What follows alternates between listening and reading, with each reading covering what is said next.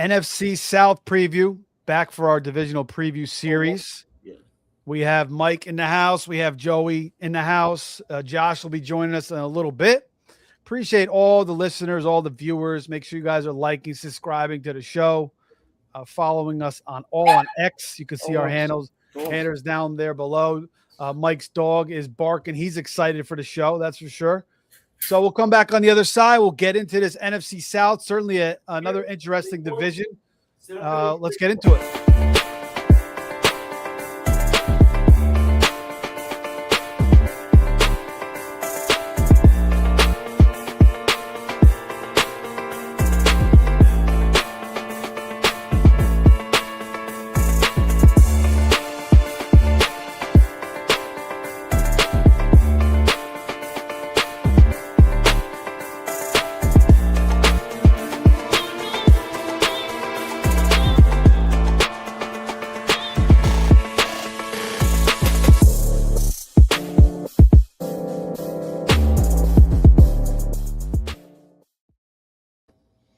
Okay, boys. NFC South. We got the Falcons. We got the Panthers. We got the Bucks and the Saints. So, you know what? Let's get started with the Atlanta Falcons right off the bat. They bring in a brand new quarterback in Tua Tagovailoa. Michael Penix is still there. Kirk Cousins is out. God forbid we see Trevor Siemian at some point. He had a couple good games and, a couple good years in the NFL. But, if Trevor Siemian's out there, because both these guys are injury prone, it is certainly possible. But, Bijan, obviously, unbelievable talent. You could take him number one. He's kind of going in that 2 spot every single time. But if you take him number one, I kind of like him in that number 1 spot personally. If I was in one draft, I would take Bijan. I just feel like, to me, I feel like he's the best running back in the league. And then, Drake London, they draft a rookie in Zachariah Branch, who's very interesting. They have Jahan Dotson, Olamide Zaccheaus, and then Kyle Pitts, who, one of the biggest talking points throughout fantasy football the last, several years has been Kyle Pitts. All the hype he received coming out of college. He had that 1,000-yard season as a rookie, and then he kind of failed to, get back to those numbers for, 2-3 years. And then last year has a nice little breakout season, but a lot of it was without, Drake London on the field. So also you have to mention that Kevin Stefanski comes over from the Browns, is their new head coach. So, I thought Kevin Stefanski was pretty good. He was doing the best he could, in Cleveland, considering the quarterback play that he had, which was very subpar. But I thought he did a pretty good job. I actually feel like this is a pretty good, this guy's pretty solid in my book. But general overall consensus, on the Falcons, their win total this year is 7.5. Plus 120 for the over, minus 150 to the under. But Mike, I will start with you on the Falcons here. Just, your general thoughts here on the team, anything that, any players you're certainly, going after hard, any players you're shying away from. What's your feel of the overall offense? Go ahead. Well, first on the running game, unfortunately, I was talking to Joey, a couple other guys. I can't get the one or the two, so I don't have any Bijan Robinson. I'm certainly going to take him if I get the two. Probably, since I don't have Gibbs, I'll probably take Gibbs if I get a one. But yeah, I think he's going to really have a monster season like last year. Probably an increased touchdowns. So hopefully, Brian Robinson won't vulture him like Algier did last year. But I really like he's the consensus number 2 pick. I mean, some guys take him number 1. Some guys have passed on him and taken him, he's swept the 3, but he's really been most of my 90% of my drafts, he's been the number 2 guy. At the wide receivers, I'm high on London. I've gotten I've gotten London, I think about 20-some% of it, so far in my shares. And what I have done, I tried to, I stacked them with Pitts in both, at least 2 out of the 3 times I gotten them. Hopefully he plays more than 12 games like he did last year. When he played, he had 158 targets the year before, 1,271 yards, 9 TDs. I mean, he easily could be a double-digit touchdown guy this year. He's got to stay. Obviously, he's got to stay healthy. And I've taken Branch a little bit. Don't need Dotson's irrelevant. I've seen him enough. He doesn't pick up the for the Eagles. I mean, when he was with AJ Brown and Devontae Smith, that guy couldn't get open. For the life of him, he's going to have he has a tough time picking up the offense. I mean, there's a reason why he's been in Washington, Philadelphia. They gave him a year, and now it was a first round pick coming in, and now he's just one of the many guys in that wide receiver core in Atlanta. As the number 3 or vying for the 2, but I doubt he'll get there. And I really, I think Tua can hit, can do the job, what's needed, like he did in Miami for a couple of years with Hill and Waddle. I think if he could stay healthy, I think that'll give you the production out of what I would call the big 3 there. Bijan, London, and Pitts. Those are the only 2 guys I'm interested in. Like I said, I've taken a flyer on Branch late in the draft. I think I was with you, Steve, in the draft when I got the night owl. I was dead. I did it. I came off at 8:00 and I was on the live stream, and I felt like to do the night owl, and I was at the end. I got confused. I just fumbled, and I just took him. Maybe he'll be all right, but he's most likely going to be a cut. But he's worth a flyer. It's like many guys late in the draft. So we'll wait and see. But that's my take on Atlanta. Yeah, our boy Josh joins the show. Josh. Guys. Hey, Joey, how do you feel about Tua, coming over from Miami? Do you think he wins the job here? And do you think he fits in this offense better than he fit in the Miami offense? I say about the same. I mean, I don't have no problem with Tua, especially him coming over with Pitts and London, because they had a left-handed quarterback too, and that's what they're getting in. So that they're kind of used to the left-handed quarterback thing. So I don't think that's a big deal. But as long as Tua stays upright, don't get concussed. But as a London owner, I kind of like to have Pitts. I mean, not Pitts, but Penix, because he'll get 25%, 30% target share. But I'm not into the secondary receivers like Branch and stuff, or Dotson, or none of them, just because Stefanski uses multiple tight end packages. So them guys are coming off the field. It's Pitts and London's the winners with the new head coach and their offensive scheme. Offense probably going to be targeted around Bijan anyway, and then London. Even if you are a wide receiver too, you're probably the 4th option, I would think. So, but I don't mind Tua. I mean, I'd rather have 2 decent options, for both quarterbacks. Do you think he's gonna, win that job over Penix? I mean, Penix obviously coming back from an injury. The guy's always banged up. You kind of feel like Tua's gonna hold that job throughout the year? Man, I don't know. That's a tough question. That's going to be something we have to keep eye on during training camp, and see the health of, or how much. Who would you rather have? Who would you rather have for fantasy purposes? Would you rather have Tua or Penix?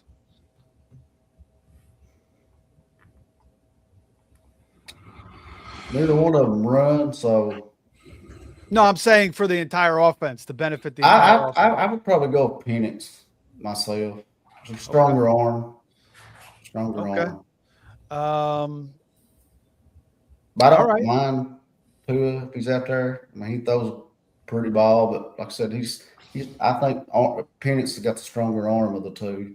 So Yeah, I'm just kind of thinking, Drake London, 6'5", Tua comes from throwing to two, highly talented receivers, but they're both kind of, smaller. What Tyreek was 5'10", Yeah. Waddle's 5'10" or whatever he is. Both of them are 6 foot. So now he gets a guy 6'5". I think that kind of helps Tua a little bit. Yeah. The shorter targets, it's not like London's going down the field much. London's just going to body guys out. A lot of digs, a lot of curl routes, some fades in the end zone. So yeah, I mean, It's a good situation for him. Yeah, it really is. So I think, like you said, I don't want to go after the rest of these guys. Maybe Branch, maybe he can kind of work his way up because Dotson's been in the league a few years. He's done nothing. Zacchaeus, he's very average as a receiver. So Branch, who's actually his great uncle is Cliff Branch, who won a couple Super Bowls with the Raiders. I think he died. Oh, okay. Yeah, he passed away. Passed away. The original, the long ball threat, really, in the NFL. One of the first. So he's got some good blood there. Obviously, comes the good bloodlines there. But it's going to be concentrated again between London and Pitts. And Josh, just give us your feelings about overall. But you can start with Kyle Pitts. How high are you on him this year?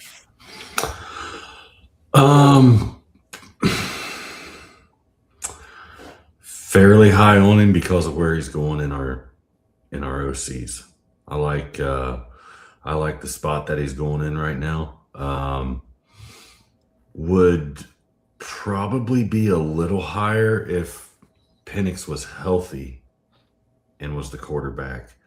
Penix coming off another ACL, and I mean, I don't really know if it's. I mean, they say it's a real battle, but I really don't know. I think it's Tua, hands down, at least for the first 4 weeks or whatever of the season. It's his job to lose, So, but yeah, I like Pitts. I like Pitts with Stefanski, and that and the offense that he likes to run. I think Pitts is going to do well, quarterback dependent. That's really what it comes down to. But Tua's got Bijan, Pitts in London to fire that ball out there too, and that's really all he needs. And a good healthy running game can help Tua, work off of the play action. So. Yeah, Joe joins us up early in the morning, this very early morning, and veteran to the game. He joins us. Joe, how do you feel about the Falcons? How you feel about the Falcons, man? So I'm looking at their schedule. It looks fairly easy. I see a lot of green and yellow matchups. Only a couple of reds. They have playoff schedule at Commanders. Fantasy playoff schedule at Commanders, at home against Tampa Bay, and then at home against New Orleans. Pretty fantasy friendly, if you ask me. All three of those teams have mediocre defenses with pretty good offenses. New Orleans is supposed to have an improved offense, so I really like their playoff schedule. I think Drake London is a bit of a value in drafts. He's going in the mid second round as opposed to the 1-2 turn from a year ago. I don't think that his production is going to fall off all that much. I think the injury, inconsistent quarterback play last year kind of lets us get him at a little bit of a value. I think that he's still an alpha wide receiver. I think he could still get 10 targets per game. Sailing games. So I think we're undervaluing him a little bit. I think he belongs on the 1-2 turn, really. I mean, it's all just a matter of player preference, but I think the results are going to be pretty much the same. So I like London. Kyle Pitts, I think we could be in for a career year. He is late in his 25-year-old year. He's going to be 26 during the season. We know that is the age apex for tight ends to have their biggest breakout season. He's improved every year. He had 5 touchdowns last year, 88 receptions. He's easily the second target on this team. He's going in like the 7th or 8th round of high stakes drafts. He could easily smash that ADP and give us another top 5 tight end finish the tight end 2 last year. I know a lot of it come in one game, but you have to factor in the fact that he does have that 40-point ceiling, that 40-point ceiling. So, if you do catch a week or two where he gives you a stinker, you just have to keep that in mind. He can make it up on any given week. So I like that. Zachariah Branch is interesting. You got a little bit of buzz so far. He also, the wide receiver room is wide open outside of Drake London. So I'm taking some late round shots on him. I think Tua is an upgrade at quarterback. So I do think that this offense, it could provide a lot of fantasy value. And Bijan is Bijan. I mean, you could take him number 1, you could take him number 2, any way you look at it. He's an elite running back and a top, a top 2. Do you think he's the best running back in the league? Yeah, talent-wise, yeah, I would have to say so. I think I like Gibbs in the Detroit offense slightly better. I feel like he's in a more stable offense. He's got quarterback stability. We don't know if Tua will start all year. Michael Penix, they could be a quarterback carousel throughout the season, and we know that some players will benefit from that, and some will get hurt by that. So there could be a little bit of inconsistency with the Atlanta pass catches. As throughout the season, and Bijan too, his volume, he could be more high, more. I think he's going to get a lot of touches regardless, but I think that his flow could get disrupted by a quarterback change. So there's again, I'm splitting hairs here between him and Gibbs, but. If I'm looking for a reason for tiebreakers, that's why I lean slightly towards Gibbs. But I do, Bijan is the most talented running back in the league, absolutely. Yeah, and Bijan's kind of like the new CMC. Put him in a shitty offense, and the guy will just catch a million passes. Give you over 2,000 total yards, and I feel like he's kind of gotten better a little bit. A little bit better every year since he's been in the league. Again, Kyle Pitts going in the 8th round right now, had that 1,000-yard season as a rookie. Then he kind of fell off, but had a nice little bounce back. Joe mentioned that one huge game he had last year, 45 points.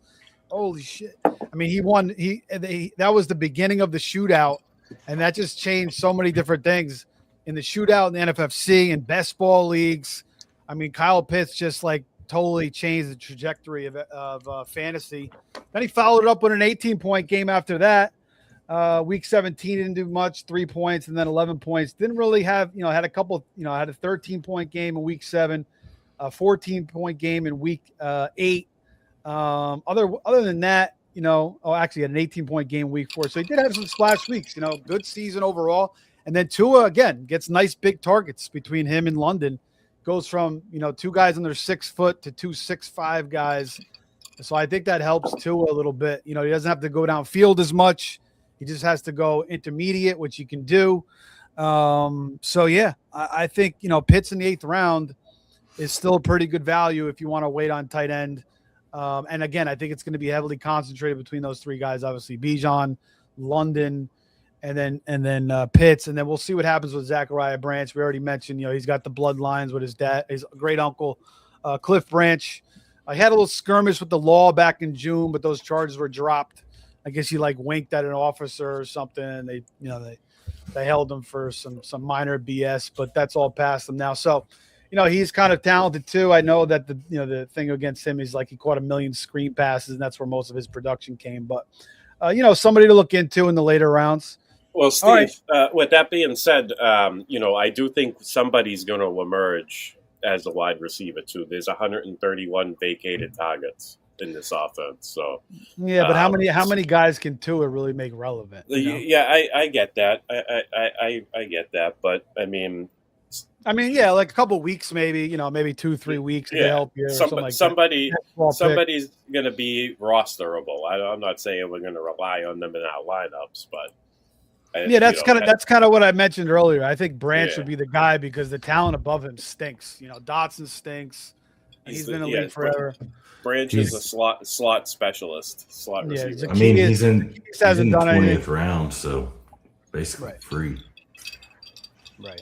And you got London in the middle of the second round. Joe was mentioning he's going to the end of the first last year, so a little bit of a value on him, but obviously he's still heavily targeted, heavily believed in by the masses, and that's why he's still going in the second round. All right. Any last second thoughts on the Falcons there before we move to the next team? Anybody? I want to shout out Gamberg for the Vernez ginger ale. I got it in the glass tonight, drinking that. Oh, good. All right. One thing about Drake London, he's had 38.1% red zone looks over the last 2 years in that offense. It's hard to ignore him in the back end of the first round. Yeah, and he's dealt with terrible quarterback play, and he was having a nice little season last year until he got hurt. I mean, that killed people. Joe and I had him on a first place team last year, and you just get those extra bonuses. That's the way fantasy is, though. You're going to have to deal with injuries every single year, and you just got to work around it. But Drake London certainly, obviously, what was he, a top 10 pick when he came out in 2022? He's only had 1,000-yard season, hasn't had a double-digit receiving season, touchdown season yet. But again, his quarterback play has been very suspect. But I do think he gets an upgrade here between getting Stefanski and a veteran like Tua to come in, and even Penix, can do some things too. So. We'll see. The guy's just constantly hurt. I mean, he's just a walking injury, unfortunately, dating back to his time at Washington. All right, let's move on here. We will go to the Carolina Panthers. And the Panthers are, third year for Dave Canales. So, he was the offensive coordinator for the Bucs.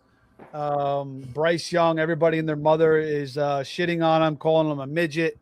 You can't see past the offensive line. He's holding back Tedero McMillan, and it's been a rough go for Bryce Young. His rookie year was not good. He's shown some flashes of some good games, but mostly very highly inconsistent. So he just hasn't lived up to that number one pick billing yet. I think he could still get better. As he continues to progress in the league and gets progresses in the system. But Tedero McMillan, we got Coker who had a nice season last year. Leggett, he's just kind of a guy. I don't know. He's obviously very strong, athletic. You just see him step out of bounds too many times, and his instincts aren't the best. Chris Brazell, a rookie they get this year. From Tennessee. He's kind of interesting, big body. He's a late round pick that you get. The hype right now is on Jonathan Brooks. He's moving up draft boards, seemingly getting healthier and healthier. The reports are today that, he's ready to go. Canales is saying this is the way I remember him. Chuba, kind of got beat out by Dowdle for a couple weeks there last year, and then Dowdle kind of fell off, and then Chuba kind of made a little bit of a comeback. Joey, you took him the other night in our draft. You were a Chuba guy initially, but now are you kind of believing in Brooks a little bit more? Are you kind of favoring Brooks over Chuba? Do you think Brooks is going to take this job, or do you think it's going to be a 50-50 thing here between these two backs? I think they easy men. I feel like Chuba. I still think they're both going to be involved. I think that it's tough. I like Hubbard a lot. I really do. I mean, we've not really seen a whole lot out of Brooks yet, but he's a new shiny toy. I hadn't had him yet. That was my first share I took of him. But, I mean, he was a real deal coming out of Texas. I mean, he was a good running back, number one running back. I think within that in that draft class. I think his first running back came off the board. Be interesting. I mean, they might just run more, both of them. I mean, it could be 60-40 eventually Brooks, or it could be 60-40 Hubbard. They may just take it easy on Brooks. I mean, he's not played a lot, so we'll see how training camp goes and see how he stays healthy, or see if they just ease him back in during training camp. So it's going to be interesting. And then I like Coker a whole lot too. I did last. He was interesting last year. I drafted him last year, dropped him, then added him back. So he was one of them players last year. Everybody dropped him and added him back. But McMillan will he'll probably have 130, 140 targets, maybe 125 roughly. Sanders never did develop either at the tight end group. I think they don't really utilize the tight end a whole lot. I didn't even mention their tight ends because there's nobody really to mention. Yeah. I mean, it's just But I forgot all about their tight ends. It's unbelievable. Leggette's never really been that guy, and the rookie, he could be pretty good. But like I said, that's the one thing. Like you talking about Bryce Young, they may try to take it out of his hands a lot. They may use Hubbard and Brooks a whole lot. It may be a slower down offense, unlike the other three teams in the division. So good point. Yeah. Would you rather have Brooks in the 7th round or Chuba in the 8th round? Or if Brooks moves up to the 6th, who would you rather have? I'd probably go Hubbard 8th or 9th round, honestly. I mean, I'd say between primetime season, if it still starts going, I say he's probably 5th round pick, Brooks. My opinion. And then Probably it would be 7th, maybe 8th. So Let I like Hubbard in the passing down. Let me ask you this, Joe. If Jonathan Brooks is healthy and they do ease him in, but he stays healthy all year, how many carries do you think he finishes with for the entire season? Would you give you a rough estimate? Shoot. You think he goes over 200 carries? Chuba had Probably. Chuba had 250 in 2024 and 238 in 2023. Well, there's 236 vacated carries from Rico Dowdle leaving. So if Jonathan Brooks doesn't eat up all 236 of those, then you can anticipate Chuba matching last year's carries, because this is a run-heavy team. So I think 8th, 9th round Chuba Hubbard is definitely a value. Jonathan Brooks is the high upside play. He is coming off major injuries, but all reports are saying that he looks good. We do know that he has he can catch the ball out of the backfield too, and he's definitely has breakaway speed. Like I said, he's the home run pick. I think Chuba's more of Chuba would be like last year's Ramondre, is kind of what I'm comparing him to. And a lot of people shitting on Bryce Young. Last year was arguably his best year as an NFL quarterback. I mean, he what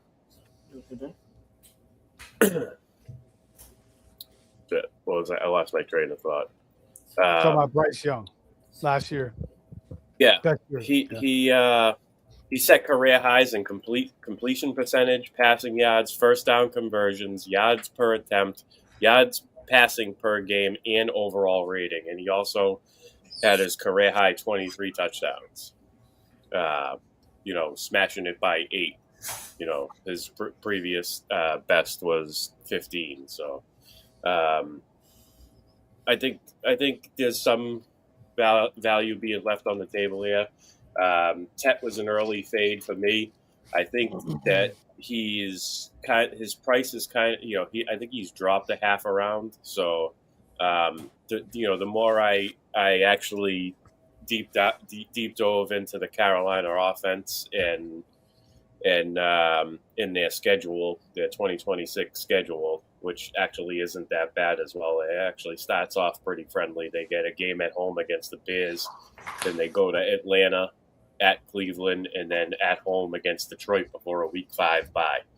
So I think that the offense could start out firing, but again, they're not going to run a million plays per game, and they're not going to be high in pass attempts either. But I do like Tet McMillan to finish as he is an alpha wide receiver. I think I am going to sprinkle in some. Have to deep dive in a little bit more, but he was an early fade for me. I think I'm adjusting for that just a little bit. Love Coker, like Joe said. I have a ton of Coker already, so maybe now's the time to sprinkle in some Tet instead, just to give myself a little balance there. But I think I'd prefer Puppet based on ADP. All right, Josh, we'll go to you next, man. What are your feelings on this Carolina Panthers squad?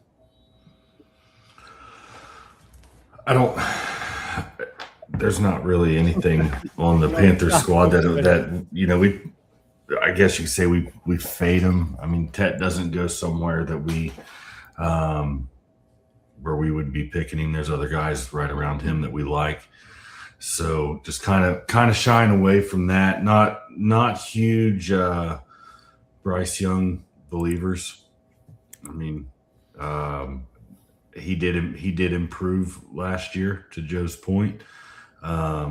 He set career highs because his previous career highs were so low. But no, I mean, I think he had a 400-yard game last year, and he just his low games, his floor is so low, and his ceiling just isn't high enough for me. So we really try to just kind of shy away from him. I don't mind taking a shot at Brooks. I know he's coming off of 2 injuries, but he's had plenty of time to heal up. We'll all no doubt get to see training camp videos of him running drills and running, out there 7-on-7s or whatever, and then maybe get to see him some in a preseason game, I assume, at least one. So we'll get an idea of what we're looking at there. But and Chuba as a backup, as maybe a number 3 RB or 4 RB, whatever, however your build is. I don't love Chuba, but I don't hate that either. And then, like you said, the tight ends. I think Coker's the most interesting person for me. I do too. With where he goes, and he does have some chemistry with Bryce Young. So that's the guy for me. That if me and Dan are gonna grab a Panther, that's probably not Jonathan Brooks. Like I said, it'd probably be a dart throw at him. It would be a Coker. Dan, if he's watching this or listening to it, he's probably flipping out right now. He's not a Panthers guy at all. So Dan is in the chat, pronouncing his Pitts love. He's big on Pitts. The one thing I will say that we've not mentioned is they did make the playoff. Does that carry over for their confidence level? I mean, Bryce Young, he was in the playoff. Coker looked like the real deal in the playoff. So he should have won that game too. Yeah, I mean, sometimes you see playoff players emerge the following year. I mean, it's a winnable division. I mean, but Coker's he's the man. I like him better. Like I said, where he goes. But I do think Bryce Young, like Joe's point, he looked good, and he played better. I say he played. I'm going to tell you this. I was on the record. I always said, Lord, they took C.J. Stroud over Young. That's always been them two. After how bad Stroud looked, I said, man, Young looks better. Them two. Yeah, Young looks better. Young looks better now. Yeah, that's right. Yeah, I mean, they actually flip flopped as you watch them play, and the playoff thing could help Carolina. A little bit of confidence. It could help. Yeah, 34-31. In that game, the Rams obviously go down the field and they get the touchdown at the end of the game. But yeah, Bryce Young in that game was 21 of 40, 264 yards, and a touchdown, threw a pick, but also ran for 24 yards and a touchdown. He's not even being drafted, in NFC right now. Nobody's really taking him. So, you don't have to really take him if he's not being drafted. You could just kind of see how he does and then pick him up. But yeah, Teterow is, he's the alpha there. Now the big news now is he's going to move into the slot. He's going to be the big slot. A lot of people are saying that's a good fit for him.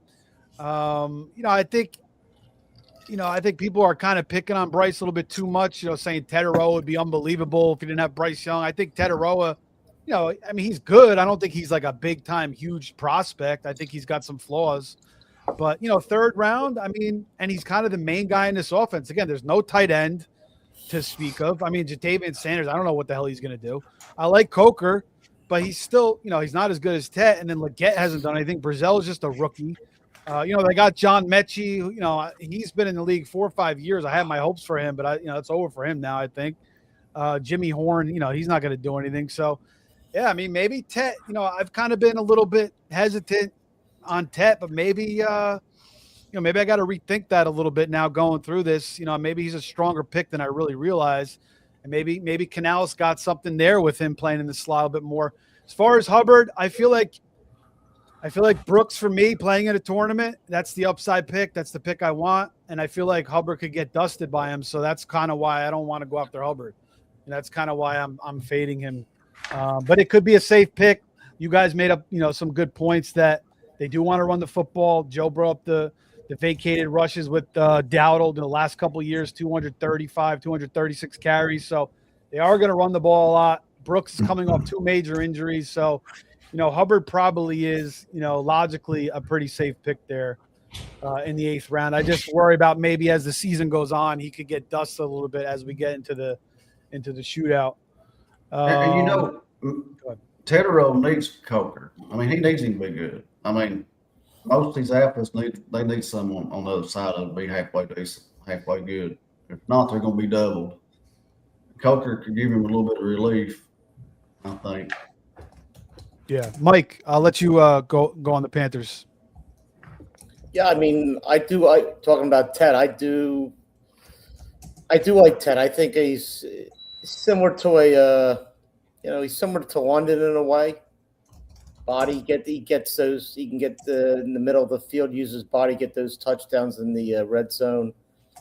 But I've taken 2 shares early in the 4th round, and he's my 4th wide receiver. So I'm not really interested in him in the 3rd round, if that's where he's going now, or even early 4th towards. I'm interested in him as a 4th wide receiver. Let's put it that way. If I'm going 4 wide early, because I don't think the offense isn't really that electric. Really, I don't know. They're ground. They like to run the ball, like Joey mentioned. They got or Joe mentioned they got with Brooks and Hubbard. Like last year with Hubbard and Dowdle, they're going to want to run the ball and.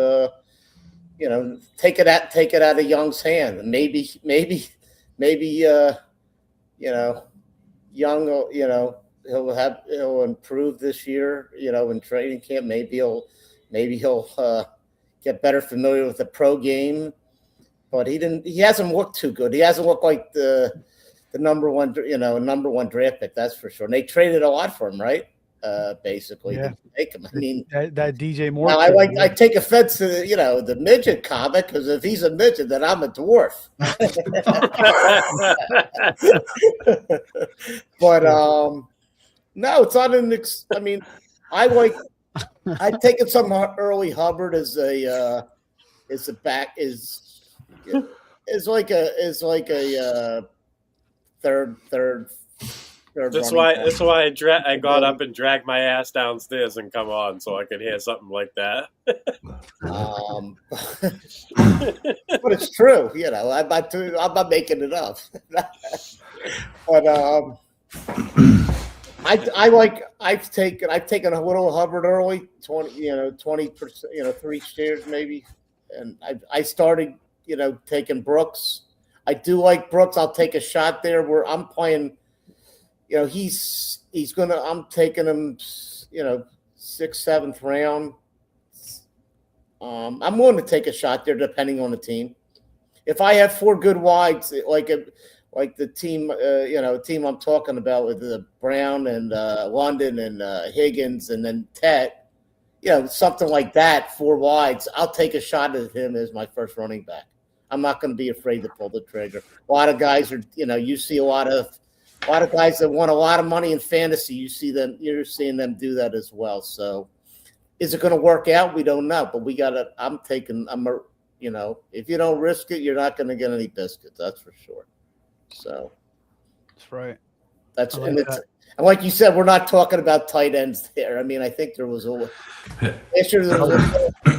I had some hope for Sanders, but I don't know. Last year I looked at him, but ever since he had a couple good games, right?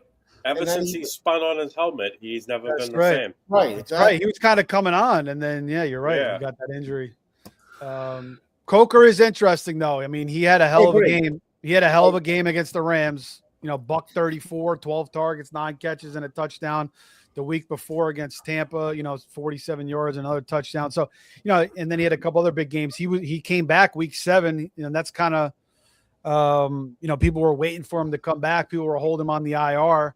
Took a little while to get going, but yeah, he's showing flashes. Even the year before, towards the end, people were on him, and then, there's 2 guys there. Again, there's no tight end. There's a 2 backs. So Bryce is kind of elevating. Canales is a offensive mind. So I think Coker is a pretty sound pick there in the 10th round. For the rest of the guys that are going, I mean, you're right about that. Coker's a pretty good bet, I think, and so. Yeah, who said the fact that it was Joey about Coker? If he performs well, that's going to help London. Joey said that. Joey. Yeah, he looked great against. You're right, Steve. He looked great in that Rams game. He really did. Well, here's the thing. So if you look at side-by-side stats for Tet and Coker, and Coker was on the IR the first 6 weeks. There's a 4-week ramp up, 3 to 4 week ramp up. So if you start their stats week 11 and compare them side by side, I think Coker caught like 2 more balls than Tet that last stretch of the season, and Tet had 2 more touchdowns. So like if they play the whole season healthy, there's a chance that these guys are a lot closer than what we saw last year. Good point. So maybe Tet shouldn't be going as high as he should. And Coker now I'm back on my Tet fade again. Now I'm thinking about we were talking about. I'm not an analyst, this is why we do. You guys shows, it reminded me that Coker was process. hurt, and I went and looked. Yeah. So comparing them side by side though, and then I can't remember what Coker's injury was, but a lot of times when a guy comes off IR, the couple of doctors on Twitter that I follow, they talk about the 3 and 4 week ramp up, and you can see it right there in the stats. So yeah, I think maybe Coker's a bigger value than what. I think that's the thing. That's the play there. Just want to mention the chat real quick. We got James saying, "Let's go." Our boy Al sup. Steve G says, "What do you guys think of Branch?" I think we talked about him a little bit. I don't really have a great feel for Branch yet.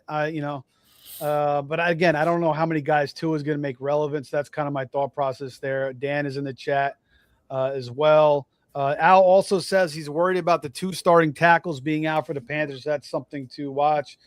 Smooth C on Twitch says Brooks coming off 2 injuries. Yeah, I mean, that's the risk. Is he compensating for other injuries? That's always the thing coming off those ACLs. And then our boy Pete Nova is in the chat saying Coker and massive fan. One of my favorite picks at cost this year. And Joe says most owned player. So there you go. And a question real quick from Chuck Nasty 44 says 10-man random ESPN league. We don't, all right. Herbert, Bijan, A-Chan, Jeremiah Love, Neighbors, Garrett Wilson, Kittle, Ladd, Tootin, Brooks, Burden on the bench. Again, 10-man leagues. You're gonna have a stacked team. Yeah, everybody's maybe go get Josh Allen and Bowers. I mean, yeah, why not if you can get it done? But I think you're pretty set for what you got so far. I guess you could use another tight end, maybe if Kittle is gonna maybe start the season on the pup, possibly. But all reports are he'll be back week 1. Does anybody have any comments on this guy's stacked team here? Yeah, just make sure you have a tight end you can start in the event that Kittle isn't ready to go week 1. Tonjes is a good option. He's done well, when Kittle's missed. But if Kittle's active, you got to start him. So yeah, that's really it. Bijan, Herbert. Yeah, I mean, I'm all for upgrading your team, Josh Allen and Bowers, but it depends what the trade is. So if you get a trade, if you get a trade, throw it in the comments, man. Chuck Nasty. It would have to be a 2-for-1, I would assume, and probably 2 different trades. I don't know if you could acquire Bowers and Allen from the Bowers and Allen owner in one trade. So that was going to be my question. Is maybe the guy's got Bowers and Allen. Yeah, he's maybe trying to make that's a tough one. That's probably going to be a tough deal to get done. Yeah, that's what I'm saying. He's making it sound like it's nothing. I'll just go get Bowers and Allen real quick. If they're separate, if they're on separate teams, you can do a couple of 2-for-1s. But just know that you're giving up depth, and you're already in a really good position with depth. So you got to weigh your options there. Maybe wait until the end of the season, towards the end of the season, when you can afford to lose the pieces. Probably a better timing than trying to go get them right now, I think. But that's it. That's all I got on that, Steve. Okay. Yeah. If you get a trade offer, or you could throw it in the comments. We'll all respond to it. So appreciate the question there. Everybody like, subscribe if you haven't already. We appreciate you guys. We'll be doing live drafts all the way up until the season starts. We did a live draft last night. Josh and Dan are doing a show every Monday night, breaking down ADP, NFFC HighStakes, but you can apply it to anything really. And that's kind of one of the best boards to utilize for ADP, in my opinion, anyway. So definitely a lot of great info coming ahead. All right, let's go with the Saints next. This is obviously a very exciting team. We saw what they did last year with Kellen Moore, now in his second year.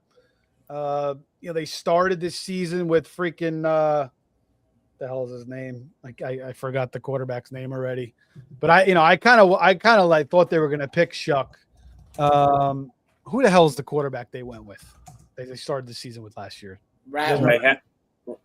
Oh yeah, the Rattler. Yeah, exactly. So Rattler, he was a little bit better than he was in his rookie year, but he still just was not good. So they turned to Shuck. It took Shuck a little while, but as he got going, he really looked comfortable. He's smooth in the pocket. He evades pressure. He's got a big arm. He can run the ball. So he's the guy. He's one of the most popular, late round quarterback picks. This offense is being heavily hyped up amongst the fantasy circles, and I think for good reason. I mean, Kellen Moore does a good job. They have good weapons. Chris Olave. They bring in Travis Etienne. They draft Jordan Tyson in the first round. They still got Devon Vele, I believe is a pretty solid player. Juwan Johnson, he's showing big splashes in fantasy. They got Noah Fant. They draft Oscar Delp. They still have Alvin Kamara. We'll see how that all works in. but I guess here I will start with. I'll go last on this one. Okay, I'll start with you, Josh Mike. got- Mike, I'll start with already. you, I Mike. go on this. Josh, man. Josh is up the I back. mean, you got to be ready. Listen, there's Skip out of order, Steve. I mean, there's no order. It's just whatever. I'm Whatever. kidding you. know? I'm That's just it, man. I'm just joshing you, no pun intended. I mean, I'll go first again. I don't care. I was just trying to be I polite. think Joey. I Atlanta, think man. Joey Brown is chomping at the bit because he's Yeah, I been was talking first on about the Atlanta, Saints Steve. since about March. Since All right, friggin' Joey went going- first last time, but Week go ahead, 14 last year, week 14. That's when he started talking about the Saints. Go ahead, Joe. I just like Kellen Moore in offense and Shuck. ETN brings a new dimension to it, and Olave, and we'll see if Tyson can stay healthy on the field. John Johnson. I mean, it's just a good fantasy division for all four teams, really. I mean, but I do like Shuck. I like him a lot. I've probably got. I'll look in a minute, but I do like their schedule. Their playoff schedule is really good too. At Tampa Bay, at home against Arizona, and at Atlanta. So yeah, definitely three fantasy friendly games right there. Yeah, I just like the offense, and Shuck was really good when he got the chance, and Olave is going to be a target monster as always, and which hopefully Tyson can be a thing. I mean, he's going anywhere between fifth and sixth round NFFC usually. Sixth round. Yes. It's about the sixth round. He Yeah. is going middle of sixth. Yeah. The last 10 days, he's been going middle of the seventh. Oh, really? He's dropped a little bit. Yeah. That's good. That's even better. But I see. Yeah, he was in the sixth last night. Somebody took him in Was the he? sixth. well, for I think instance, Frank, I I think Frank, drafted took him in the sixth. I drafted a team the other day. I had Shuck, ETN. I forget who else I had. I might have had Tyson on that team too. I think I've got a Saint stack in NFFC, so yeah, I'm all in on him. Which I do like Shuck a whole lot, and we'll see what he does. Next, as a full-time quarterback under Kellen Moore. I mean, Kellen Moore's a good play caller. Mm-hmm. He's had some good offenses over the last few years. And we'll Yeah, see what he does this time. Is always in the top 5 for total plays called. So it's Shucks- fast pace. Yeah, Fast Shucks finished since week 13 last year, 20 points a game pretty much every single week. 24, 22, 22. This is NFFC scoring with the 6 points, but 22, 29, 26. And he runs the ball too. So he kind of gives you some helps on the with ground that as well. too. Yeah. And John Johnson's pretty good red zone threat too. I mean, he's a good tight end 2 to have, or maybe low end tight end 1. Probably more of a tight end 2. But he's, like I said, it's going to be a fun fantasy division. All 4 teams. I mean, there's no dominant defenses out of the 4, so should be some fantasy points for us all. Anybody who takes them. Well, let's see what Kamara. What's he going to do? I mean, I don't think he'll be. He might. Do y'all think he'd be involved in the passing game anymore? I mean, that's what he was really good for. Here and there, I think specifically once they get inside the red zone, down to like around the 15, 10-yard line, you might steal some snaps from ETN, or they both could be on the field at the same time. You never know with Kellen Moore. But yeah, I think that's where he's gonna where I think they're gonna use him. Yeah, Kamara to me is just like, I need a running back. Let me just take a shot. I mean, I feel like ETN's going to be the main ball carrier, and I think they'll probably use Kamara in the passing game a little bit, but I don't know. I just he was never like a big time runner. It was always his value always kind of came in the passing game. And I think that's kind of where they're going to lean on ETN a little bit more. And the thing about, this offense, they don't really dump down to the running backs. Kellen Moore doesn't really dump down to the running backs that much. And Kamara kind of got hurt by that last year. So I don't know. He's going to be in the way a little bit, but I don't know. I still feel like ETN's a pretty good value. Josh, what do you think?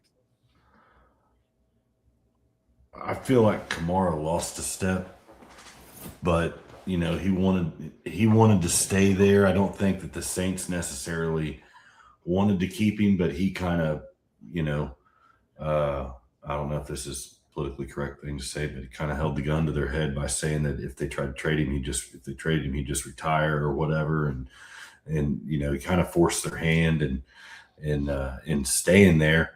So I don't really know the details of his restructured contract or whatever it was, but I think that the best use of Kamara would be to get his wheels going and then get the ball in his hand to try to utilize him a little bit in the short passing game rather than hand him the ball and let him get hit behind the line of scrimmage or at the line of scrimmage.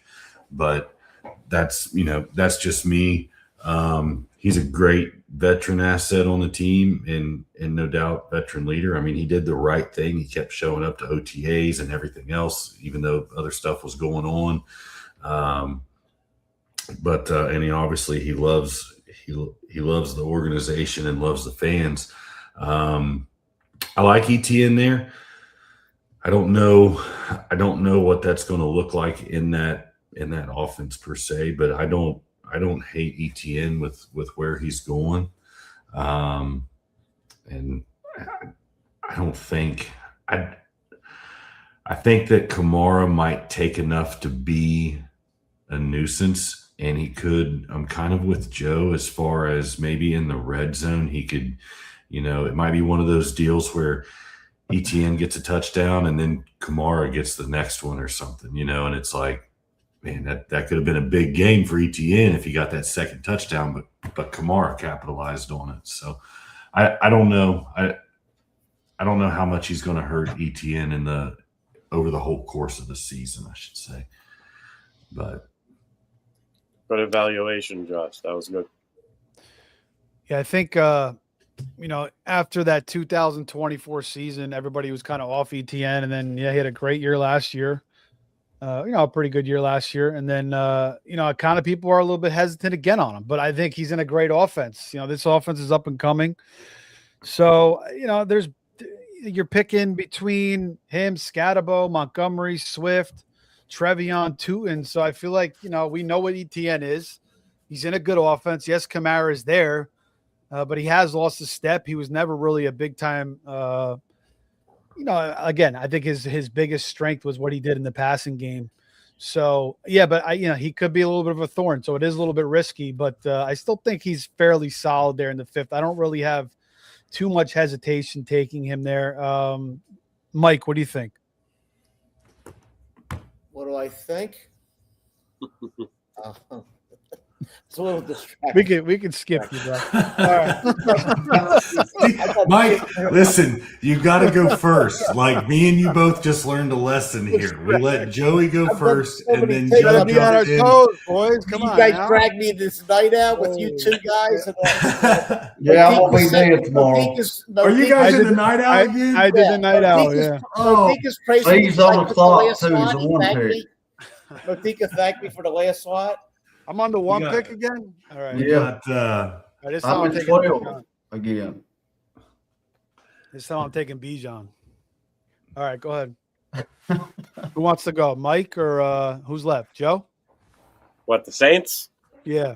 We just covered it all. I mean, I like ETN in the fifth. I'm we didn't talk about Tyson. We didn't talk about Olave. We didn't talk about those guys. So if you want to touch on that. Yeah, I have a couple of Jordan Tyson shares. I like him as a flex, wide receiver 4 flex, 6th round. I'm not reaching any higher for him. Chris Olave, I took in an early draft as well. I'm probably going to take some more of him. I'm in on him. The target share, the air yards, first look, all of it. Olave dominates a lot of the fantasy metrics you're looking for. Not that metrics is everything. It's just a piece of the puzzle, but it's been consistent throughout his career, no matter who the quarterback is. So, Olave's pretty safe as long as he's on the field, play upright and healthy. you're getting what you pay for there. And Shuck, I think, is one of the best QB2s to target in drafts. If you're waiting on quarterback and you're double tapping, Shuck is a great one. Maybe like a Kyler Murray and Shuck go for total upside and with a fall back, something like that. QB2 with upside and a nice fantasy shootout schedule, which Joey mentioned.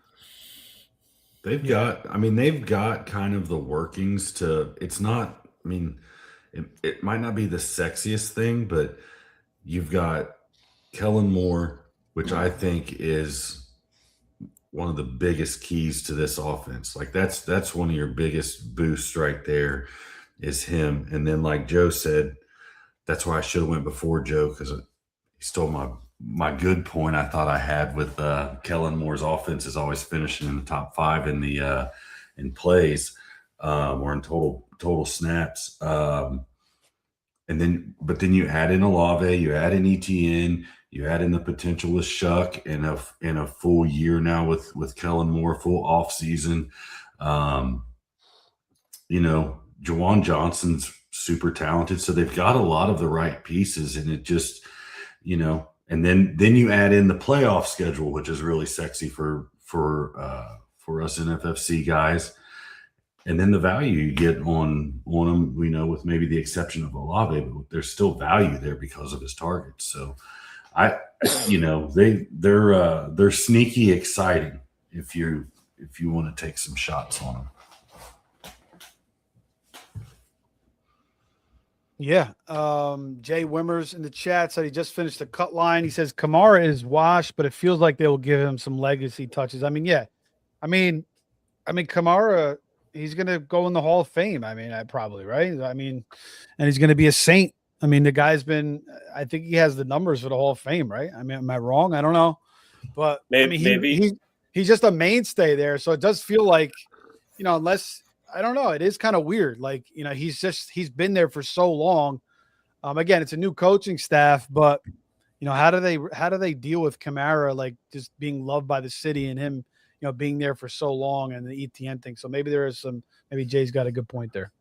How many total touches? Like how many touches do you think he averages a week or a game? 10. I was thinking 8 to 10. My partner, who knows the Saints better than anybody. He's 10 to 12. I say 10 to 12. He said.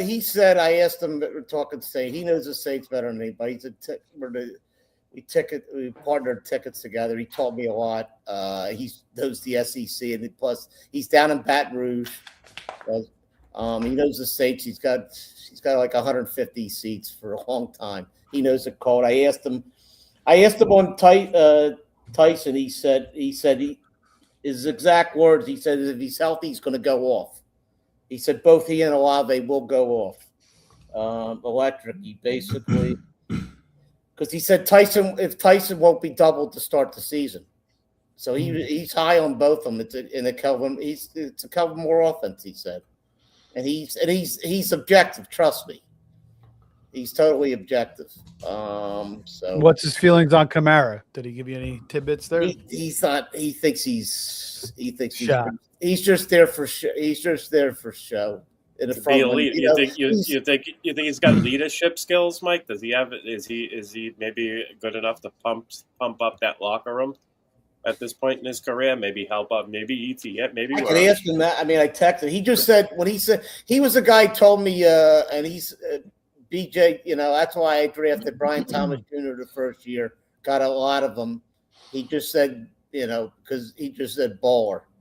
And I think we haven't talked about the set.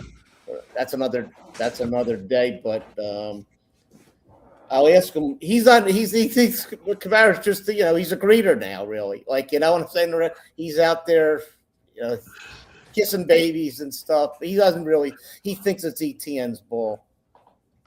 Basically. And the other thing about Kamara too is he hasn't I would stayed take healthy. what he says. Look, when he's not going to give me a foot, but I was surprised because he wasn't. He's dialed in now, obviously. Get burglar with the Texans over here. We need. He's getting the I inside info. After you were to pay attention, he got the inside info. He's the same guy. Early in the season, the LSU's championship year, when I was watching the game, he's got the monster seats, in LSU. That's his home base. But I said I was watching the game against Utah State, and I said, damn, that Jefferson looks pretty good. And he said, yeah, Jefferson's real good, but he said Chase is going to be a better pro. And this was Chase's sophomore year. Early in that season, he knows his stuff. He knows the SEC cold too. I mean, because that's where he deals with all those teams down there. So I'll take his word. I mean, I have a little Tyson. I might get a little more now. But he said it's if he's healthy. If he's healthy. That's what he said. Yeah, that's why he's going in the 6th, 7th round instead of in the he's got the injury history. Yeah, he's got the injury history. There's a chance of a couple teams take a shot. It could pay off, obviously, because it's exciting, Josh, like you said, because of the Kelvin Moore offense, and they just added more. They just got more weapon, artillery this year with ETN and Tyson, and the tight end's not too shabby either. He's gonna help the wide receivers take the pressure off because he's, you leave him alone, he's gonna make you pay for it. Yeah. They'll find him. Yeah, the report on Tyson right now is should be firing on all cylinders later this summer. I did like Tyson, 6'2", coming out of Arizona State, 200 pounds. So yeah, I mean, again, there's no other real receivers there. It's just Tyson and Olave and it's Shuck and Kellen Moore. It does make sense. So we'll have to see about Jawan Johnson if Noah Fant hasn't really done anything. I think Jawan Johnson, that's his job. I know a lot of people like Oscar Delp, but just a rookie. So it's more of a dynasty play. And then Kamara, again, he's got to stay healthy himself. He's missed, 4 or 5 games like the last 3 years in a row, and he really died out down the stretch. So, yeah, I the more I think about it as we go through this now, I think ETN, he's shifting to a pretty nice fit here. He's not moving too far from Jacksonville. He's still in the Southeast there. So, I like it. I think it's pretty good pick there to take the ETN, compared to the other running backs. All right, last team. It's going to be the Tampa Bay Buccaneers and Baker Mayfield. We got the Bucky Irving, Kenneth Gainwell, Sean Tucker backfield, Emeka Ibuka. Is he going too high? Is he right where he should be? Chris Godwin, will he take the number 1 role back? Jalen McMillan coming back from the neck injury. They draft a rookie that a lot of people are excited about, and Ted Hurst. Tez Johnson showed some nice flashes last year. The little guy filling in for McMillan and Mike Evans. He had a lot of burn last year and played pretty well. And then Kate Otton's been there forever, but he's kind of been like one of those guys that you take in best ball late, or a guy that you pick up if there's some injuries and he gives you a few good weeks here or there. So not somebody that you really get overly excited about for fantasy. Who's ready to go first for this baby? All right. I got to pick somebody then. I'm on this for this. Josh, you're up first, man. All right. Well, we've all seen reports the last couple of weeks about all the injuries that Baker Mayfield was dealing with. Baker's just he's just a baller. That's like that dude. He's the definition of a dog. Him and Matt Stafford, like those guys will play through some terrible injuries, and I don't know how they're able to get up after hits or even get the ball downfield sometimes, but he's tough, and he's lost his starting position before, so he's going to give it everything he's got to not lose it. But having said that, now we've got a healthy Baker. should have a healthy Godwin this year. I don't know at what point last year Godwin was fully healthy. He had that second ankle surgery, that cleanup surgery, like really late spring, early summer. And even at the beginning of the season, his ankle was still really swelled up, big, started out on the IR. So a healthy Godwin, a healthy Baker, those are two big positives. We've got Ibuka starting the season out healthy. When he was healthy last year, before he got dinged up, he was very, very good, very good, and that's why he's being drafted in the second round in these drafts in the NFC, because we know the potential that he has. And there's a couple guys that are adamant on getting him in the second round, and I don't particularly want to pay for him there, but if I'm going to get a share, I'm going to have to pay up and take him in the second round. The most interesting thing for me, I mean, I know there's Jalen McMillan, which I really like Jalen McMillan. I just don't know how he's going to fit into it. But the most interesting part for me is Bucky. I'm not in on Bucky, but the general manager of the Buccaneers said back in the spring that he would be doing XYZ at OTAs, and then he would be ready for training camp. But then you get Todd Bowles right around draft time that says, we'll see him sometime late summer or in the fall maybe. And then that scared everybody off. They grabbed Gainwell, gave him a good payday, and they let Rachaad White walk. So we all are thinking that Gainwell is going to be, what he was in Pittsburgh or bigger. And maybe he is going to be. I really don't know. So I really don't know what to think. I'm not really in on Baker, but he's fallen so far that it's like, at some point a guy becomes a value, especially a guy like him. And going where Bucky's going, it's not a bad idea to take a shot on him as maybe your third or fourth RB. In a draft, I think probably third RB with where he goes at. But yeah, that to me, that's the biggest thing, is I'm trying to figure out who was telling us the truth and all that. Was it Bowles? Was it the GM? How is he tracking? Is he going to be fully healthy?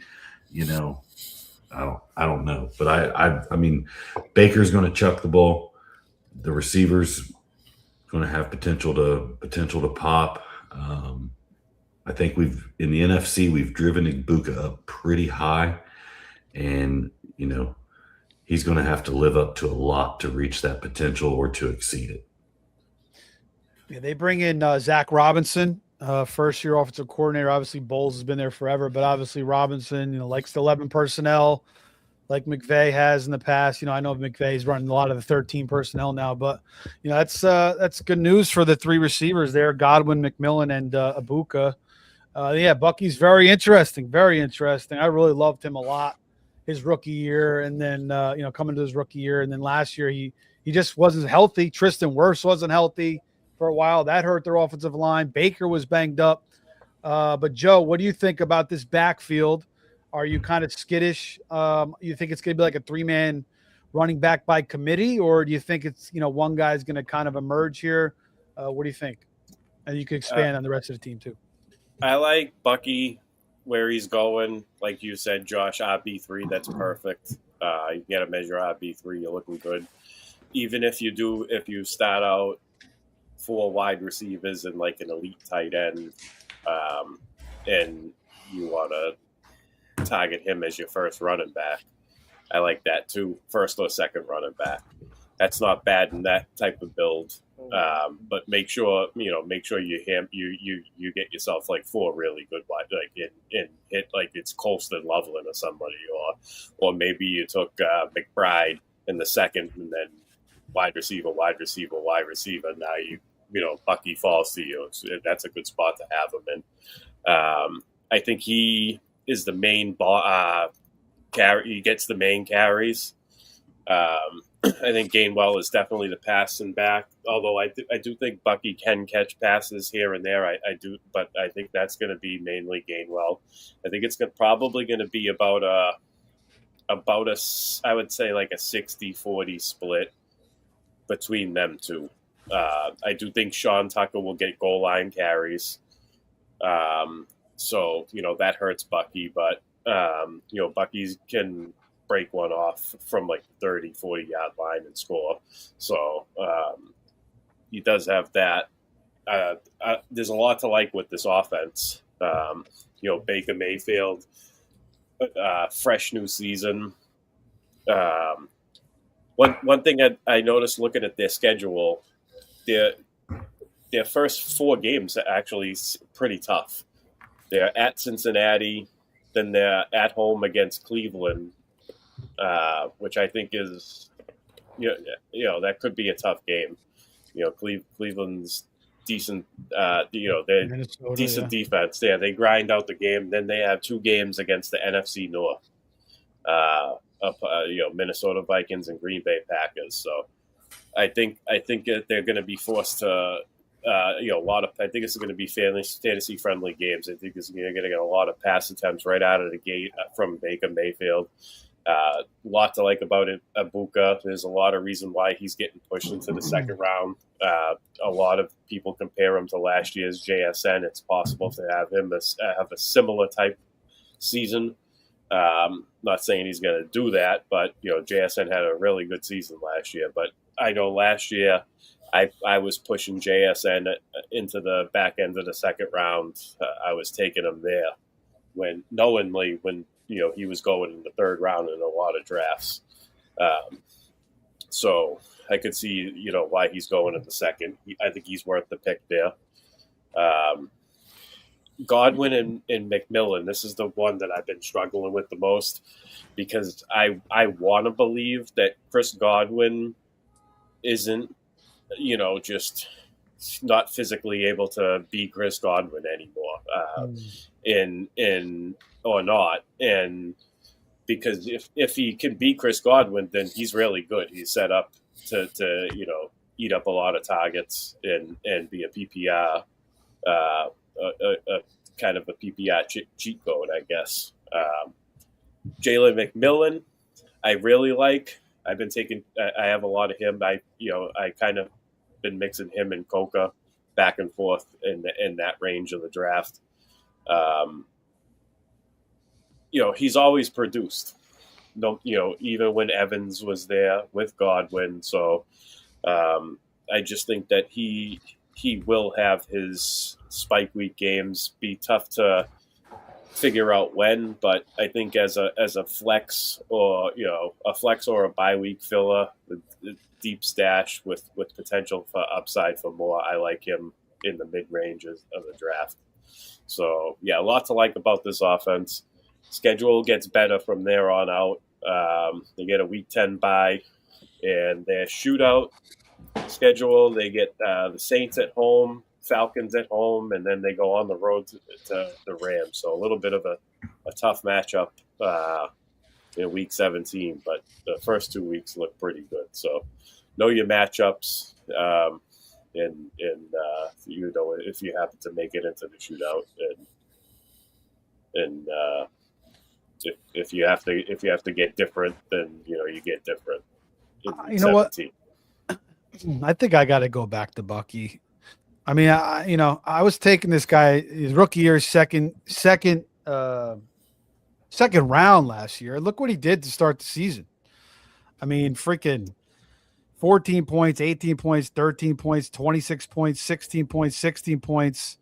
Oh, no, I'm sorry. He came back, and that's what he did. But he started the season, pretty strong. Then he got hurt. He was out he came back week 13, but still 2 pretty strong games. The only reason I got hesitant is down the stretch. They started using Sean Tucker at the goal line and just completely killed his role. So now I don't know what to freaking think anymore. And then, now they bring in Gainwell. So I don't know. I don't know what the hell to do. I think I don't know if Gainwell is going to get that role he had in Pittsburgh, catching 10,000 passes. Mike, what do you think about the Bucks? I mean, I'm really out on Bucky. I mean, I'm not going to get him in the 9th round, so I'm not going there because I don't want him. I mean, when I draft that type of third running back, I want somebody that's got stability. Basically, if one of my first two, something happens to them. They either underperform or get hurt. I need that high floor, because if I'm drafting, for me, it's going to be I'm going to be wide receiver heavy early probably, and he's not going to be I don't want to speculate on him, what his health is. Plus, I think Gainwell, they paid Gainwell, and I think he's going to catch the passes. We're playing PPR. I mean, if it was half PPR, which I don't play, and it's definitely plays a factor, but we're not playing half PPR, so we're playing full point PPR.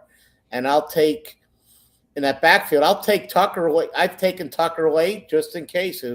If Bucky's not there, Tucker's going to be the first and second down back, and he's going to get the touch. He's going to be the goal line guy. It's playing just like last year. So I got a little bit of Gainwell, no Bucky, and it's Tuckle sprinkled in.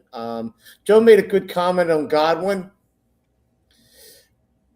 I haven't drafted Godwin this year. I think I had him.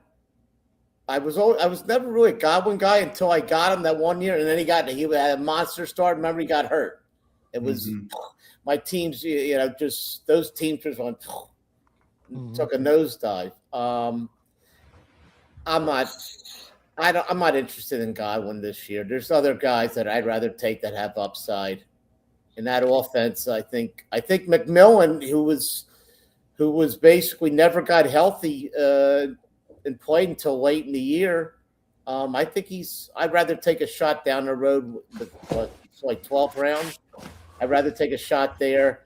I picked up, sharp guys that made money in this fantasy world. Do like Mbuka. I've taken him.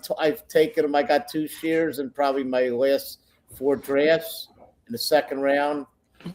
I'm not going to go overboard, but last draft I took him with. I did piece him with Baker. With Darnold as a free look, as it's a backup. So I think, look.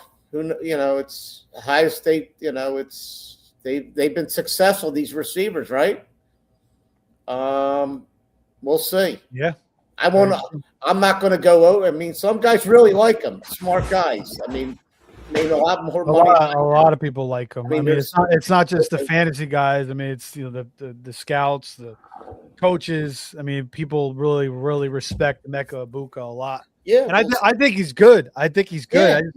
The second round for me, I don't know, and I think people are excited about this Zach Robinson, the Cooper Cup role. So that's why a lot of people think Godwin. Obviously, he's going to have a renaissance year here, a rebound year, but it's been a couple of years for Godwin. 30 years old, the injuries. So for me, Godwin, when I take him, it's like, all right, I need another receiver. Let me just take a shot on him more than my belief in him. That's where I kind of come from with Godwin. Yeah, he's 30 going on 38. I'm like, if Godwin, I don't think he didn't play last year. Really, I don't think he's. Look, I don't think he can burn me. Let's put it that way. If Mbuka's going to do well, and I think McMillan's got. That's who I've been drafting. I took him a lot in best ball last year. I just kibitz around with it in the draft games. Just take my $23 ones, couple milli makers. But I thought, he never got off the ground, unfortunately, with the injuries. But yeah. And the tight end, I'm not interested in the tight end there. Nah. He's a waste, but. Look, I think Mbuka will be interesting. I'm not going to go sky and moon on the guy. Like some guys are really, And I think, Steve, if I take Mbuka in the second round, it's late. It's definitely with a wide receiver. It's been with JSN. It's been with Jamar Chase. I would not take him as my. I just think that gives you power if it works. It really can give you a little boost, a little juice there. So I wouldn't take Mbuka with a running back first round. Mbuka 10 drops last year, so he kind of struggled with the contested catches a little bit. Joey, I want to ask you about Baker Mayfield. Do you think it hurts him now? You know, third coordinator in 3 years. You know, basically you had Canales, then you had Cohen. Actually, fourth coordinator in 4 years, really. So, you know, he keeps changing offenses. He's still got, you know, he's got the same guys. Yeah, I don't think so. I don't think it matters. He's been moved around all over the NFL. He's adapted pretty well. Good point. Yeah. I think he'll be fine. And plus, I think he's playing for a contract this coming year too. So he's going to sling the rock. He's going to sling the football all year as long as he stays healthy. You know, I'm gonna ask you all this. I mean, I'm not saying I'm out on Ibuka. Talent is no other. But how do y'all think? Just play like a little bit devil's advocate. How's he gonna be without no Mike Evans over there? I mean, like y'all talking about Godwin. Godwin don't have to be great, but he needs to be good. So I think if not, he's gonna see so much coverage that he's gonna get peppered with targets. And I do like Ibuka. I've not had him anywhere yet, but that's kind of what happened to him last year, right? He started strong, you could see here, and then Evans got banged up, and he just became very inconsistent. It was a tale of two halves for Ibuka, you know. So you know, I don't know. Ibuka was, I think Ibuka was hurt when Mike Evans was hurt, though, and he played through it too. Yeah, he was playing through some injuries. Sure. Yeah, I think it was a hammy. I think it was a hammy injury he was playing through. Yeah. I just wonder how Baker was hurt too. Baker was banged up too. Baker was missing him on some throws too. That's so. I mean, the target's going to definitely be there. I mean, when it comes to there, right, Steve, the talent's there, right? Don't you think, Ibuka? I do. I think he's talented. I just don't know if I want to pay a second round. I don't know because the second, you know, we know the second, third round, these unknown picks, you never know. But you know. It's what you gotta pay. It's what you gotta pay to get him, Steve. I think it's fair. I know. There's a hundred. Listen, there's a hundred. No, Joe, it's not fair. Daggone it. He's supposed to be in the third round. It's 100. I don't want to pay for it, but it's 158 vacated targets. You know, I get these numbers courtesy Player Profiler. So shout out those guys for putting out good info. And 132 vacated carries. So that's why they went out and paid Gainwell. Gainwell's going to absorb a good chunk of each category there. And then I think it's going to be all of Ibuka getting the rest. I think Godwin's and McMillan's and the Ted Hurst all get the same. And with Evans gone, Ibuka is going to absorb whatever's left. So it's a vision bet, you know, like you're betting on the vision of Ibuka's talent. You know, he's got to show it. He showed it for like 5-6 games. I think like Josh said, feel like the third, fourth is a better range for him for me, but it definitely could work out. I mean, like JSN worked out big last year. So hey, you know, that's what you got to stay ahead sometimes on these picks, and that's how you win these tournaments. Hey, look, in August when the big guys are now they're switching to the prime times. You know, you get an OC when guys are doing what you know you might catch them. You might catch them in the third. I mean, it's probably going to be rare, but you know things happen. You know, we know things are going to happen in August. These guys are going to be switching to doing maxing out on their primes and. Maybe they're, going to take the breather away and, focus on that rather than get away, in the OCs. After they pounded them in May, June, and July, they're probably out of bullets almost. Unfortunately, that's part of the game that we play. Is exactly. If you want to get Ibuka, you got to take him in the second round currently. So right now, absolutely. In most cases with the tonight if you're gonna take him, you're gonna have to take him in the second round, Steve. Right. Yep. Denham saying he was banged up himself, and so was Baker. I did mention that. Jay Wimmers, going back to the Saints real quick, with all those plays they're going to run, one of Vele, Lance are going to be interested. Yeah, Bryce Lance was actually drafted last night in the 20th round against Trey Lance's brother, receiver. So, again, you're taking shots there at the end of the draft. All right. Any other thoughts on the Bucks before we move on here? I got two things real quick. Go ahead. Baker Mayfield, when it comes to a new offensive coordinator, it doesn't matter because he only got 3 days with Sean McVay. Yeah. For that game against the Rams. Baker's a pro, and he'll be good to go. I wouldn't let that affect. That doesn't affect me at all. In the games last year that Ibuka played without Mike Evans, he caught 36 of his 77 targets. So he had 3 weeks over 100 yards, and other than that, he had some extremely low weeks. So I don't know how much of that plays into Ibuka playing through his injury and how much of it was Ibuka seeing the extra attention. So, well, only time will tell. Yeah, he was going against a lot of the team's number one corners. After that, and that's what he's going to get. That's probably what he's going to get this year. Jay Wimmers. Godwin I like. Yeah, I like Vele as a DFS play this year. Watching for little spike weeks to slip Vele in, just like McMillan and Tez Johnson possibly. Yeah, as the season goes on, watch those guys for your cheap players. He's a deep ball threat, right, Josh? Vele. Yeah, I believe so. He's kind of a bigger receiver, like 6'4". He's kind of like a intermediate type guy. Can he fly? No, I don't think he's really a flyer. He's He's just more of like a big body type receiver.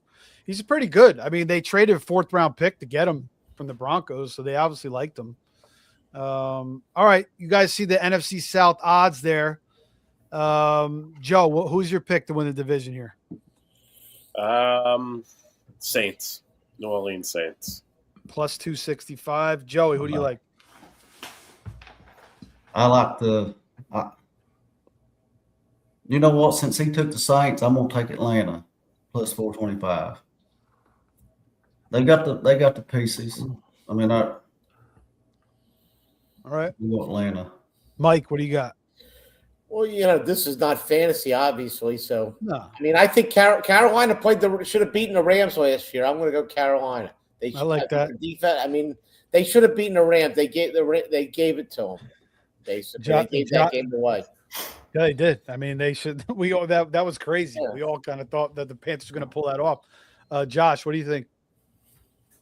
Well, I'll take the Buccaneers then. You guys left me for. I ain't gonna complain about that. Right? I'm not gonna complain about that. I was sitting here sweating bullets, going, "Oh God, aren't they the favorites? They are the favorites, right? Plus 164. Yeah. That just goes to show you that any one of these teams could really win the division again. So you're They probably could be the tiebreaker. Yeah, I'll take the Saints plus 265. Yeah, I like it. The defense has improved. They went out and spent money, invested in their offense. Good play calling. You're 100% right. That's By the way, default defense. That's my highest owned. The Saints defense. I was taking them early. I got to stop mixing them back in. is there 2 games this year for the Hall of Fame game? Preseason? Is that what I'm seeing here? No. Carolina Cardinals, Patriots, Seahawks. What is that? That's game 1. Oh, that's game 1. My bad. Seattle. Why did it say Hall of Fame weekend here? I don't I don't know. know. Anyway, we'll look at that.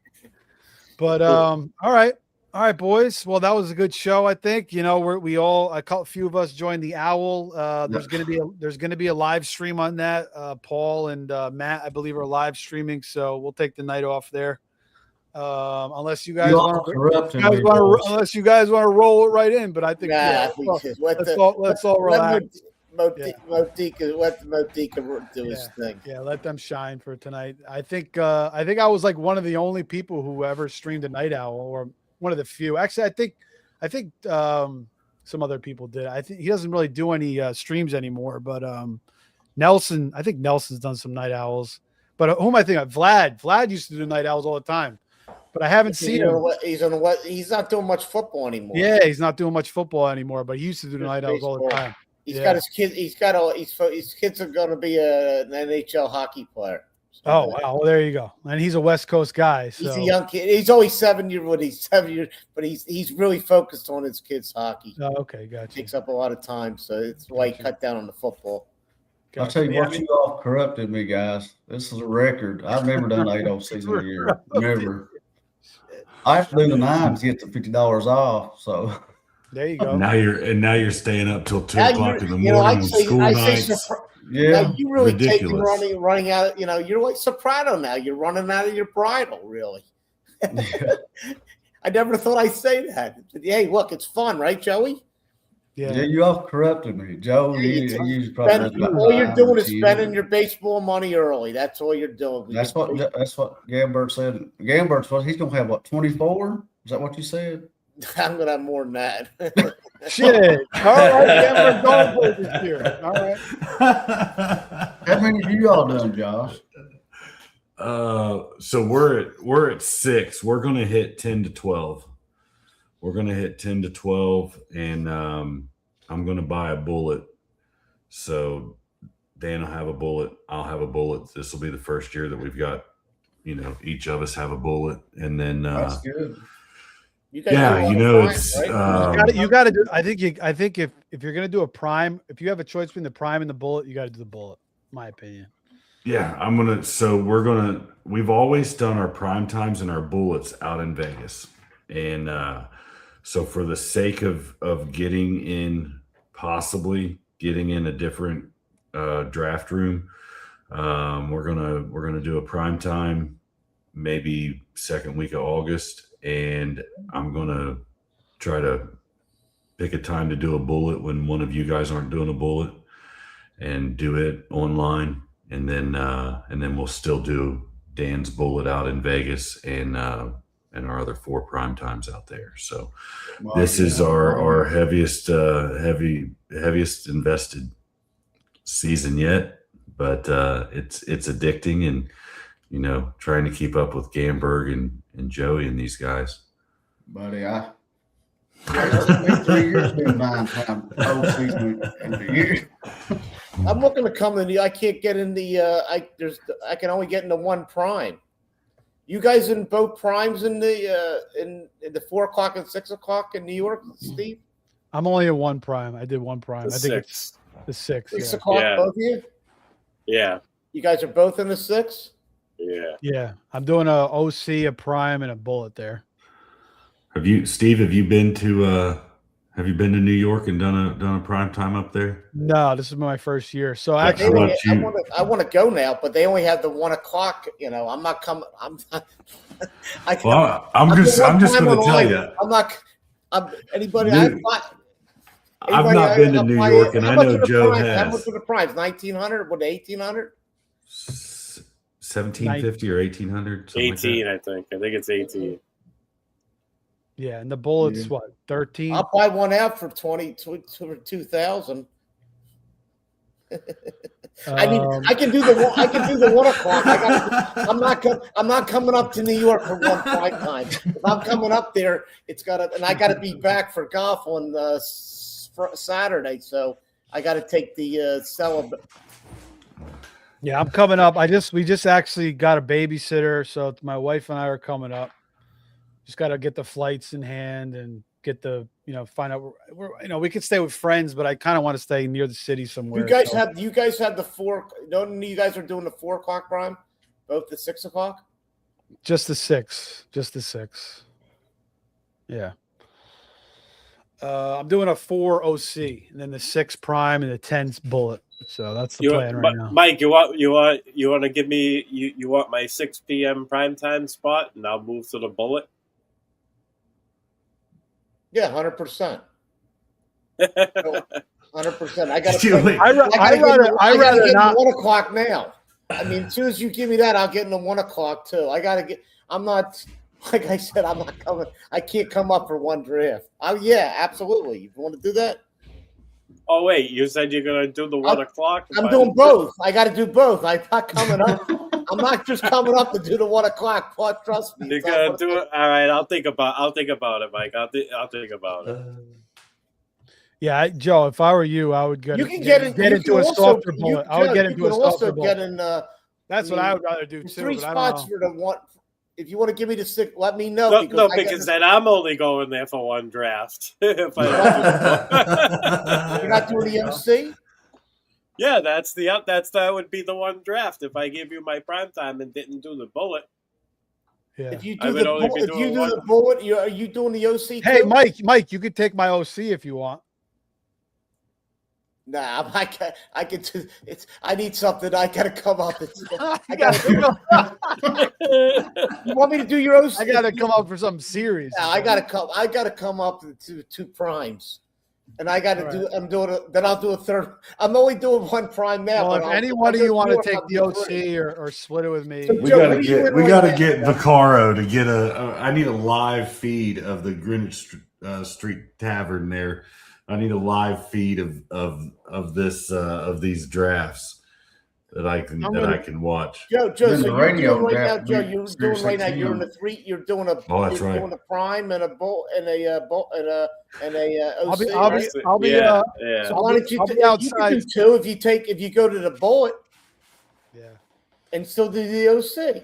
That's what I said. I'll think about it. Oh, you gotta let me know because I think there's 3 and a 1 o'clock. I'm not. Yeah, I got to come up for two primes. All right, boys, we'll figure it all out. We It's got a hard another. bargain. You let me know. We got another month or so to figure it out. So a lot of studying and getting ready before then, and it's a lot. I mean, this is it's a lot to do. So we're doing content, we're doing drafts. It's we're gonna be sitting on our ass every single Sunday watching football for the next 17 months. So a big stretch ahead, but this is why we do it because we love it. So appreciate everybody for coming on. Joe, getting up early this morning, heading on to the show. I gotta get up early again tomorrow too. That's why I almost didn't make it. But we're here. All right, brother. I gotta get up early, and then I've got which I'm gonna stay up and get in the chat room and give Modica and Spiteri a hard time Lord. because There we they go. preempted the Sin City Heartbreakers Monday night, but whatever. So I'll be in the chat watching you guys draft. Get up tomorrow morning, work all day, then go to the expo all weekend. Oh yeah, you then got the come expo back. tomorrow, right? You're leaving tomorrow. Yep. Well, me and Dan's heading out tomorrow. We'll be up there tomorrow night, and then That's Saturday, right. Shout Sunday, out to all the expo people going this weekend. That's gonna be a fun weekend. What are you guys like? 2 hours away? Hour away? We're about 3. It's roughly about 3 hours. Okay, got you. So Thank and you, then guys. and then Monday night at 8:30 on Fantasy Savvy, Sin City Heartbreakers, and we're gonna have a big announcement to make. You don't want to miss it. Oh, I don't even know what it is. So that's cool. Big announcement. I like it. All right. Well, Joey, I appreciate you. Josh, I appreciate you. Mike, I appreciate you. Joe, again.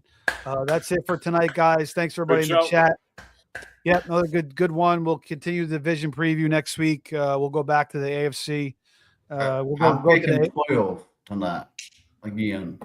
All right, yeah, You check pick that. one. I'm gonna have fun. I'm right there. I'm gonna be the sniper again on the Greek.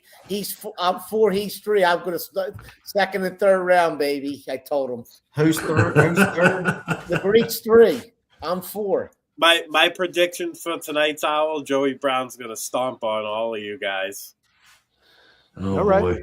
Oh I'm boy. going- He did what? He I'm did Make well some in the bets. last down. Make some bets. He's catching steam. He's in it. He had a good That's last down.